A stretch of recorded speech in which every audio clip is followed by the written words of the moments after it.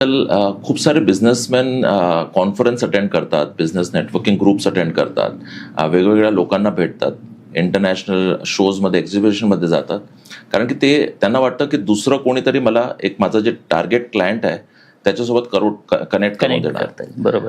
पण लिंक्डइन हा एक असा प्लॅटफॉर्म आहे जे डायरेक्ट तुम्हाला परचेस मॅनेजर सोबत, डिसिजन मेकर्स, CXOs आहेत, NGOचे हेड्स आहेत, CSR हेड्स आहेत, त्यांच्यासोबत डायरेक्ट करून देण्याची कॅपॅसिटी त्याच्यात आहे. तर एक बिझनेसमॅनने चांगला एक हायली ऑप्टिमाइज प्रोफाईल बनवल्यानंतर एक रेझर शार्प टार्गेटिंग केलं पाहिजे. खूप AI टूल्स आहेत, त्यांनी आपण माहिती करू शकतो की एक्झॅक्टली कोण माझा टार्गेट सेगमेंट आहे.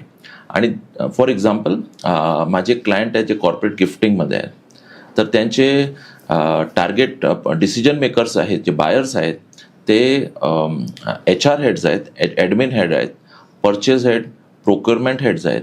तर यांना त्यांनी कनेक्शन रिक्वेस्ट जेव्हा पाठवली, त्यांना 500 लीड्स जनरेट झाली 6 महिन्यात. वा.